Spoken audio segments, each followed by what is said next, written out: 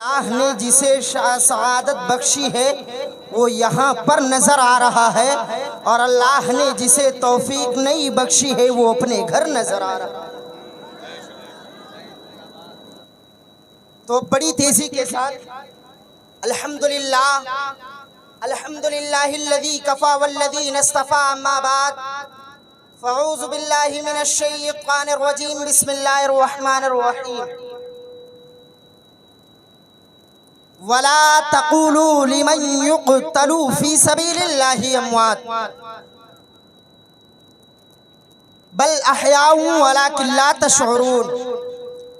آمنت باللہ، صدق اللہ العظیم وصدق رسولہ النبی الامین المتین المعین المبین الکریم، ونحن على ذلك لمن الشاہدین والشاکرین، والحمد للہ رب العالمین۔ حضرات،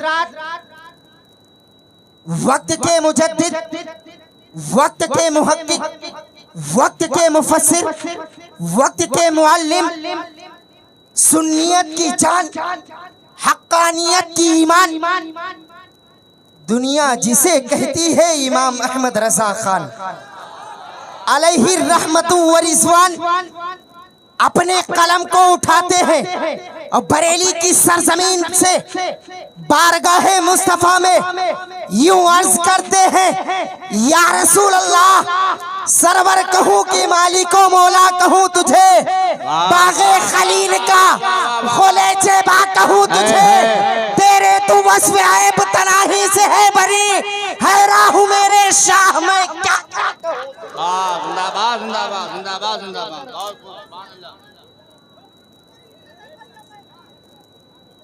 بھیا ہلو، مائک والے آواز پکڑ رہا ہے۔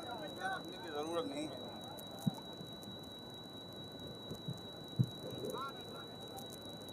نہیں ڈالا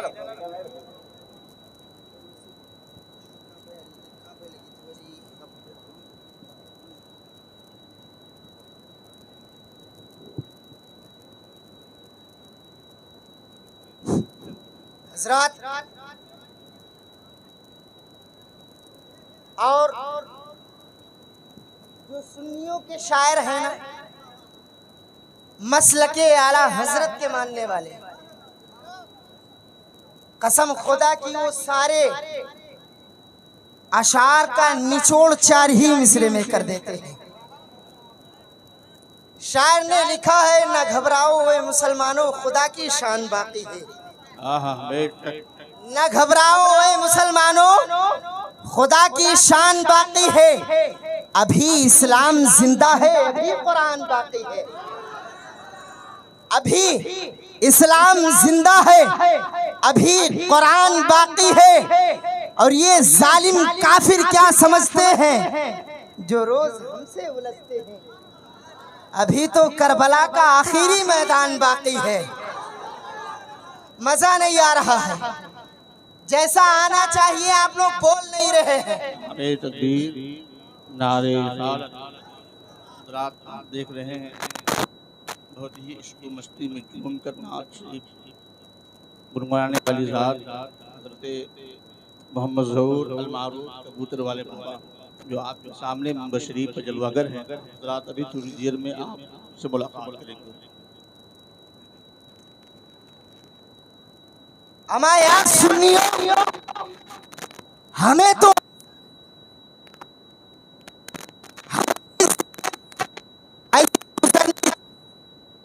پہلی کی زمین سے موتعے اعلیٰ حضرت، جس کو دنیا تاج الشریعہ علیہ کی قلم اٹھاتے ہیں اور لکھتے ہیں، زندگی یہ نہیں ہے کسی کے لیے، زندگی ہے نبی کی، نبی کے لیے، اور نہ سمجھ مرتے ہیں زندگی کے لیے، اما جینا مر ہماری زندگی طریقے مصطفیٰ پر گزرنی چاہیے، ہماری زندگی شریعت مصطفیٰ پر گزرنی چاہیے۔ جب ہم راستے سے نکلتے تو لوگ دیکھ کر کے پہچان جاتے کہ راستہ دے دو، یہ مصطفیٰ کا غلام جا رہا ہے، یہ مصطفیٰ کا غلام جا رہا ہے۔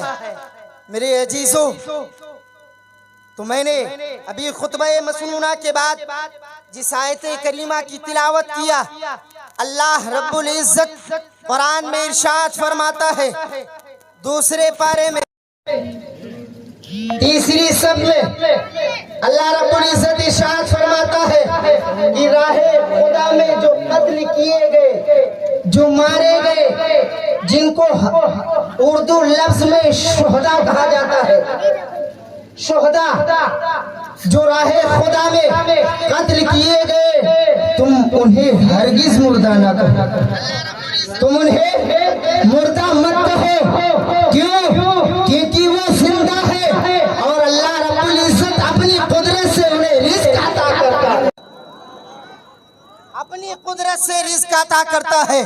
میرے قوم کے سنیوں، یہ جو مبارک مہینہ چل رہا ہے، اللہ اکبر، اس میں حضرت ابراہیم نے حضرت اسماعیل کی قربانی دی ہے۔ آؤ ذرا دیکھو تو صحیح، یہ ہمارے اور آپ کی مذہب اسلام کا یہ آخری مہینہ ہے۔ اب اس کے آگے جو آنے والا ہے، اس سال کا جو مہینہ شروع ہونے والا ہے، وہ محرم الحرام کا مہینہ ہے۔ آؤ دیکھو تو صحیح، یہاں پر 10 کو قربانی دی گئی ہے، وہاں پر بھی 10 کو قربانی دی گئی ہے، لیکن اس بات کو اپنے ذہن کی تختی پر نوٹ کر کے لے جانا کہ بقرعید کی 10 تاریخ کو، ذی الحجہ کی 10 تاریخ کو اللہ اکبر اسماعیل ابراہیم نے ذبح کیا، لیکن اللہ نے اپنی قدرت سے اسماعیل کو بچا لیا، لیکن کربلا کی میدان میں آقا حسین نے علی اصغر کو پیش کیا، لیکن جان چلی گئی، قتل کر دیے گئے، بچایا نہیں گیا۔ اللہ اکبر، حضرت عباس کا بازو کٹا، لیکن اللہ نے بچایا نہیں۔ لیکن میری اس بات کو یاد رکھنا سنیو، کیونکہ یہاں پر جو قربانی دی گئی تھی وہ یہ نہیں تھا کہ شریعت کو اور اسلام کو بچانا ہے، اور جو کربلا کی سرزمین پر آقا حسین نے قربانی دی تھی وہ شریعت مصطفیٰ اور مذہب اسلام کو بچانا۔ یہاں پر قربانی جو دینا تھا وہ طریقے ابراہیم کو اپنانا تھا، اور کربلا کی سرزمین پر قربانی اس لیے دی گئی تھی کہ جب بات اسلام کیا جائے، جب بات شریعت کیا جائے، تو پھر قبیلہ نہیں دیکھنا ہے اور تعداد نہیں دیکھنا ہے، بلکہ جنگ کے لیے میدان میں اتر جانا۔ میرے قوم کے لوگوں، یاد رکھنا کہ ہمیں اور آپ کو ہمیشہ تیار رہنا ہے، ہمیشہ تیار رہنا ہے، ورنہ یہ ظالم ہمیں ڈرانے کی کوشش کریں گے۔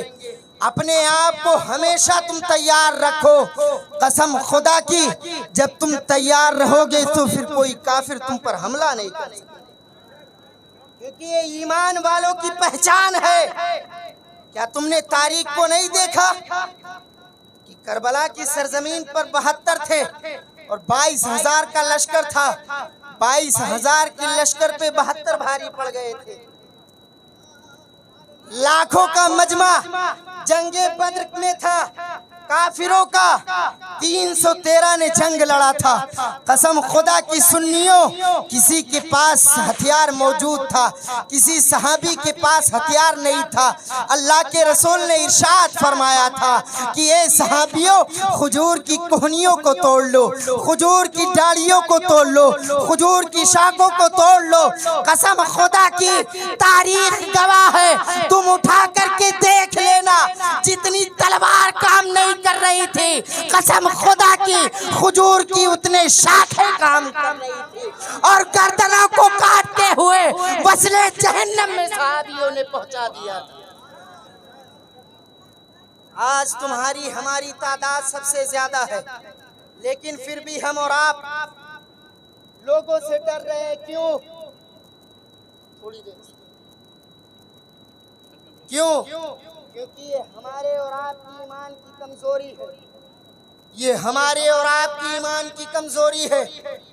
ان کی رات گزرتی تھی تو طریقہ مصطفیٰ پر، اور وہ جب صحابی رسول سوتے تھے تو مصطفیٰ پر درود پاک پڑھتے پڑھتے سویا کرتے تھے۔ وہ فجر کی نماز کے لیے اٹھتے تھے، اللہ اکبر، اور اگر آواز مصطفیٰ دے دیتے تو پھر کوئی صحابی یہ نہیں دیکھتا تھا کہ میں غسل میں ہوں یا بغیر غسل میں، اگر آواز دے دے مصطفیٰ تو حنظلہ بغیر غسل کے باہر آ جائے۔ انہی کو غسل دیا گیا تھا، عرش اعظم پر فرشتے لے گئے تھے، انہی کا نام پڑ گیا تھا غسل الملائکہ، جسے فرشتے غسل دے۔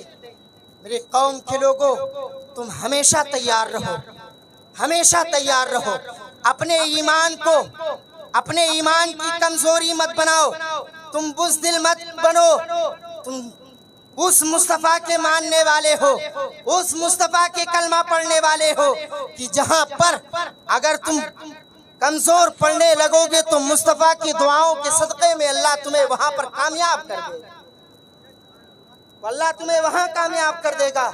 لیکن جب تم، ہم اور آپ جب اپنے ایمان کی کمزوری کو دور کریں گے، شراب، عیاشی، مکاری، یہ سب اپنے جو یہ غلاظت ہے، اس غلاظت کو اپنے جسم سے دور کر دو، قسم خدا کی تم دنیا میں بھی مہکتے رہو گے اور صبح قیامت تک مہکتے رہو گے۔ یہ غلاظت کو تم دور کر دو، شراب اور زنا کو دور کر دو۔ اگر تم اس کو پکڑے رہو گے، قسم خدا کی اللہ کے رسول نے ارشاد فرمایا ہے، سنو، اللہ کے رسول نے ارشاد فرمایا ہے کہ جو شراب کے نشے میں پڑ جائے یا جو زنا کے لت میں پڑ جائے، قسم خدا کی اس کی نسل ہلاک ہو جائے، وہ تباہ و برباد ہو جائے گا، پھر اسے دنیا کی کوئی طاقت نہیں بچا سکتی ہے۔ یہ مصطفیٰ نے فرما دیا، اور اللہ کے رسول نے جو فرما دیا ہے، قسم خدا کی وہ ہمارے اور آپ کے بیچ، اور ہم اور آپ دیکھتے آ رہے ہیں کہ وہ ساری چیزیں ظاہر ہو چکی ہیں، وہ ساری چیزیں ظاہر ہو چکی ہیں۔ تو میرے پیارے عزیز دوستو، تمام علماء کرام باہر سے آئے ہیں، مفتی رفیق کھنہ پوری اور ساتھ ہی ساتھ دارالعلوم مسعودیہ مصباحیہ خسیاری مسجد کے اساتذہ کرام حضرت علامہ مولانا ظاہر القادری صاحب قبلہ، جن کو ہم اور آپ ہمیشہ جانتے اور پہچانتے آ رہے ہیں، اور جن کی کئی مرتبہ آپ کے گاؤں میں خطاب بھی ہو چکی ہے، وہ بھی تشریف لا رہے ہیں۔ ہو سکتا ہے پہنچ چکے ہو یا آ رہے ہو، تو آپ حضرات پوری ذمہ داری کے ساتھ بیٹھیں اور تمام علماء کرام کے بیانات کو سن کر کے اپنے ایمان میں تازگی پیدا کریں۔ میرے بولنے میں، آپ کے سننے میں جو بھی غلطیاں ہوئی ہوں، اللہ رب العزت اسے معاف فرمائے، اور میں نے جو کہا ہے، اللہ سب سے پہلے اپنے